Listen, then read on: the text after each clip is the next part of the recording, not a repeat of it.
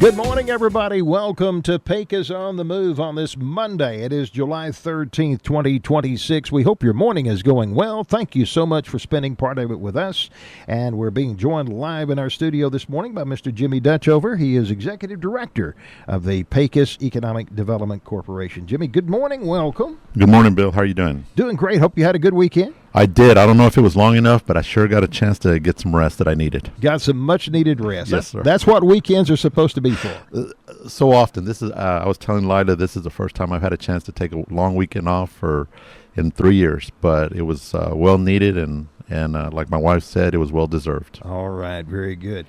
And speaking of Lila Gonzalez is assistant and office manager, and she is here in the house this morning as well. And Kaylin Salcido, she is an intern with the PEDC, and she is running the camera. And so we appreciate both of those young ladies being with us here in our studio this morning. And I know they both do a great job. You've got a great staff over there. I have. I'm blessed to have 4 good members out there working with me. You know, when we first started, Bill, it was just me and myself. You know, of course, Ken had already retired.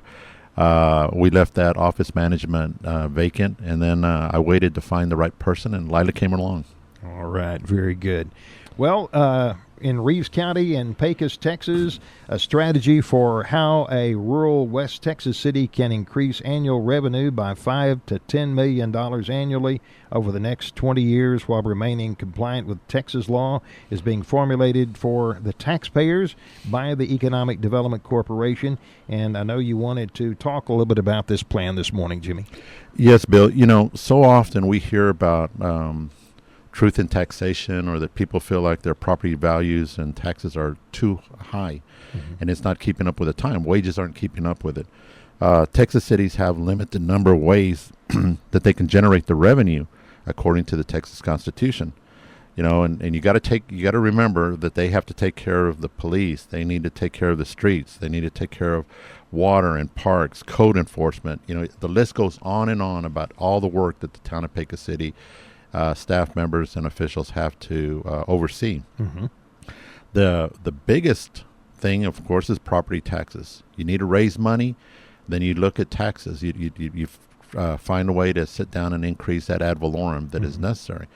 The problem is that the state of Texas has been very stringent as of late with a piece of legislation that came across the governor's office, and it basically says if you don't have your audits in place, you can't raise your taxes.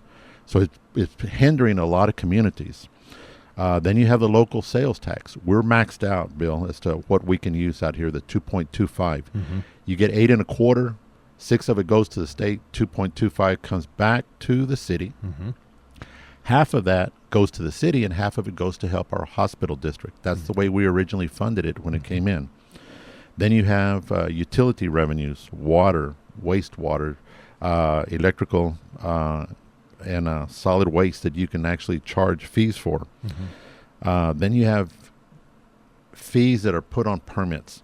And when you have that and you keep on raising that, then what it does is it stymies the growth of people wanting to build. You know, people are saying, man, it's so expensive to build in Pecos, Texas. Well, there's a reason for it. Sometimes it's either the permitting or that there's a shortage of staff.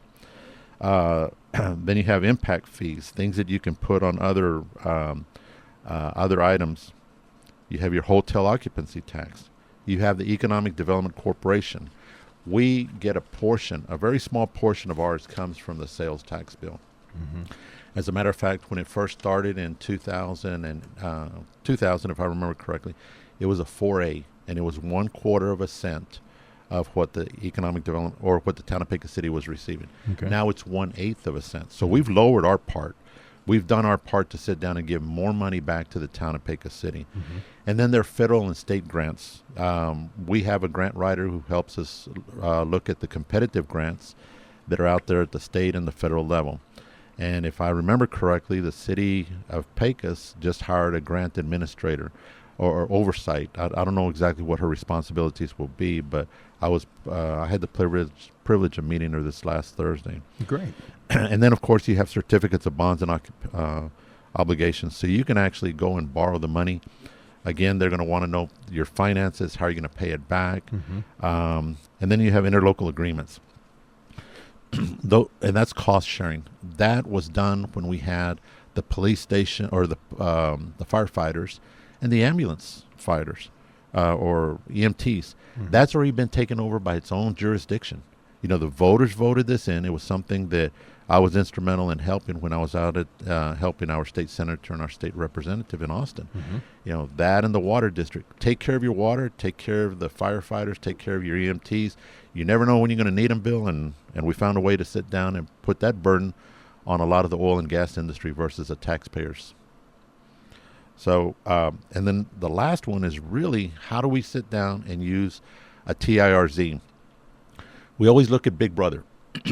You know, the county has is the 9th largest county inside the state of Texas. It's a massive piece of landmass that generates a lot of taxes, and almost $1 billion in severance tax goes back to the state of Texas every year. We got to find a way to keep some of it, Bill, because we know that our community, we know that the city has a lot of needs. And the only way that you can keep some of that money is if you have either TIRZs or they pass a state legislation, they change a piece of law. They haven't done that yet, so we got to figure out a way to use that tax increment zone money. And that is just, where is the new buildings coming from? Where is the new structures coming from? That some of our ongoing increased property values are going to be on the most outer perimeter of the town of Pecos City. We're going to be able to take that money with the cooperation of the city, the county, the school district, ESD1, ESD2, and the hospital district, and give it back to that committee and let them help us figure out where to use those dollars. All right, very good. TIRZ, and you alluded to that stands for Tax Increment Reinvestment Zone. That is correct. It is the only tool allowed inside the state of Texas where big brothers get to help out little brother. Okay. That's the only one. That's a good way to put it. It is. And first of all, you have to have an interlocal agreement. We already have it in place. But that interlocal agreement is subject to change on any one of the projects, before any indebtedness can go on. And, you know, with all the things that are going on in the outermost part of Pecos, Texas, Bill, we project that there's going to be somewhere between $10 billion to $25 billion worth of growth. Right now, Pecos is worth $1 billion. That Pecos power plants are going to put another $1 billion on the property values. Wow. Can you imagine what that's going to do to us here in the town of Pecos City? We're trying to lower those property values, and the only way we're going to do it is to find constructive ways to bring in good businesses that are going to pay their taxes, that are going to create job opportunities, where those organizations are going to buy from our local businessmen and employ our local operators or companies. That's the way to do it. But to think that somebody else can do it, if Monahans could have done it, they would have already figured out a way to do it. If Fort Stockton could have done it, they would have already figured out a way to do it. If all of the outlying areas could have done it, they would have. We just are ahead of the ball game right now. All right, very good. So the strategy, of course, is to increase annual revenue, and we're looking at $5 to $10 million annually over the next 20 years, and that's a lot of money. That's a lot, considering the budget right now for the town of Pecos City is about $40 billion. You're sitting down and trying to add another eighth. That's the tip of the iceberg, Bill. If we do it right, we can actually probably raise another $10 to $20 million per year for the town of Pecos City without impacting the local residents. And that is a hard task to do. You know, right now you look at Abilene, who is going through this data center growth. It's one of a kind out there. It's something that had been in the works for probably around 6 years. But here in the town of Pecos City, we have something that they don't have, and that is the natural gas. But our competitors to the south and the east of us, they have, the south and the east, Monahans and Fort Stockton, they have it. They just haven't figured out how to get this done. So we're ahead for right now. We don't know if that's going to continue. And there is enough for everybody, but obviously we want to be ahead of the game, and we want to be good stewards of the money that we're given by the town of Pecos City. We also want the town of Pecos City to know that we're being good stewards with our dollars, because the money that we're getting right now, because of land sales or whatever, we're going to have to reinvest in the rodeo district. I mean, all of that stuff on Lincoln East that is going to have to that we're going to use to entice companies to come. We're going to need those dollars. But we also know that the city has a lot of needs. And the way to do it is working together, Bill. And we're trying to do that.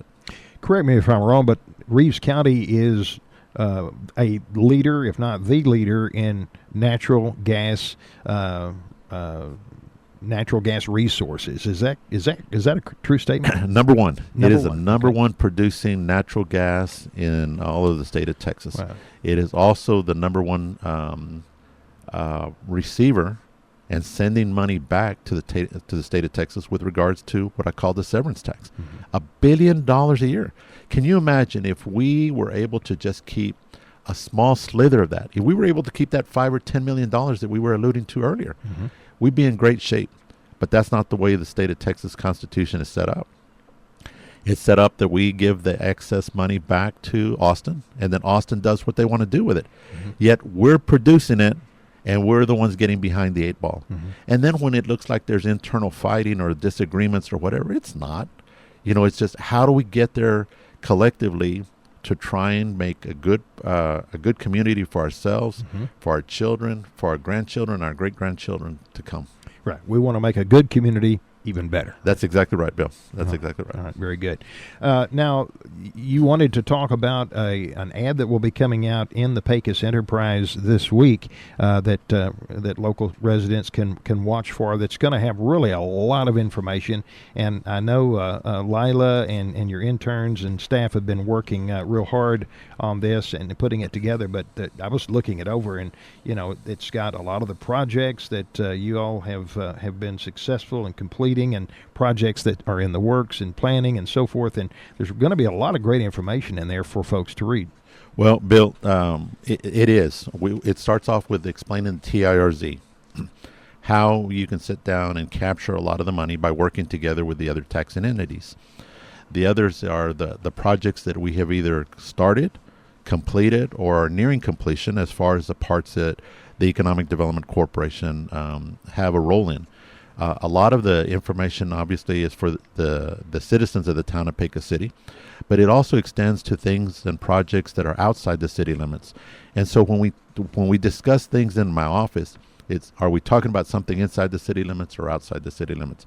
Because keep in mind, even if it's outside the city limits, guess where they shop? Guess where they come to eat? Guess where they come to put their or to have their dry cleaning done? Guess where they come to fill up? It's encompassing everything, Bill. Right. And to think that we're just about taking care of the city, we're not. We're about taking care of the city dollars that are generated for sales tax. That is our number one goal: job creation, housing, then trying to find affordability with the projects that need to come, and then helping our small businesses grow into mid-size and then hopefully one day big-size companies. And this project that was recently announced by Microsoft and Chevron is, from what I understand, going to create several thousand construction jobs, and then quite a few local permanent jobs as well, several hundred, I believe, right? That is. One of the companies that never asked us for any help, but just asked us for guidance, was a company called Core Scientific. And one of their engineers and one of their business associates came to my office, and I asked them, y'all talk about all these jobs. How can you formulate it? And what they told me was that every one of a kilowatt that is generated in electricity, Bill, will create one job indirectly or directly for their organization. So if you look at the Chevron, 2.67 gigawatts of electricity is 2,670 employees. That's what's coming. And people aren't realizing that, wait a minute, we hit a gold mine with that. And we also, in the negotiations with the abatement that the county issued, remember, this is outside the city limits. In that abatement that they issued, they are going to generate millions and millions and millions of dollars in payroll, millions and millions and millions of dollars in requiring their employees or their companies to hold themselves to certain standards. And that's buying locally, if possible. Now, if we don't have those companies that are here for them to buy from, guess what? They get to buy from wherever. All right, in this publication that will be coming out this week, it will be headlined Long-Term Tax Relief for Our Community, How the PEDC is Bringing Billions in Investment, New Housing, and Better Jobs. So watch for that. Should be out in this week's edition of the Pecos Enterprise. Yes, sir. All right, we'll certainly look forward to that. And again, there's a lot of great information included there, a lot of great reading. So hope everyone takes the time to get a copy of the paper and take a look at that this week. It's one that I think, Bill, it really outlines what the long-term strategy had been. There's obviously some things that we're at liberty to continue to talk about, and then there's some that we're still not, because we're still working on it. And one example, Bill, I'm going to just throw a shout out to the city, because the Economic Development Corporation was gifted or was transferred 1,300 acres, which is the old West Pecos, where they wanted to put that new development east of the cemetery, is now in the hands of the town of Pecos City. And we're working hard with that one group that is going to help us build on that site in an industrial capacity. All right. And then there are other housing developments that are in the works, I guess, in the talking stages and planning stages, right? That is, because obviously these individuals are going to be asking for something from the city, or something from the Economic Development Corporation, or something from the county, the hospital, the school district, whoever. The list just goes on. And if you're going to be asking, you better be prepared to deliver something for us. All right. Now, we have been, and you alluded to the East Lincoln Street area there earlier. Of course, we've been seeing the road construction that's been going on there, and that's continuing. Do you have an idea on about when that might be completed? And I know there's other entities that are involved with that. TxDOT, of course, in bringing that road into the interstate system there, just east of town. But where do we stand on that project? It is a very complex project, Bill. It's taking the services and the help from not only TxDOT, Reeves County, the Economic Development Corporation, the town of Pecos City, even though it's outside the city limits. Believe it or not, that property is not inside the city limits. And so there's a lot of cooperation that is having to go on, not only here in Pecos, but in Austin and in Washington, D.C. Okay. As to when it's going to be finalized, I do know that the roping arenas, they have already come to pretty much final design stage as to how that 40 acres is going to take place. The rest of it is going to be hopefully residential with regards to multi-living apartment complexes, and then shopping centers, and then that anchor store. That we're still trying to find the right one for the town of Pecos City. Okay. Because if you get the right one, Bill, then you get a couple of others. The domino effect comes into effect. Sure, absolutely. All right, good deal. Is there anything you can share retail-wise right now, Jimmy? No, I don't. I have a contract with one of the leading commercial realtors for the state of Texas that we're still reviewing, and I'm going to be sharing it with my board of directors tomorrow. Okay. And then hopefully between now and the end of August, we'll have come with a conclusion as to how we're going to operate that agreement. All right. Well, listen, we appreciate you coming on board on Mondays. Pecos On The Move is the name of our program. We feature this program every Monday a little after 8 o'clock, about 8:05, 8:06 here on the radio on KIUN 1400 AM. We also replay the interview on the weekends as well on 98X FM.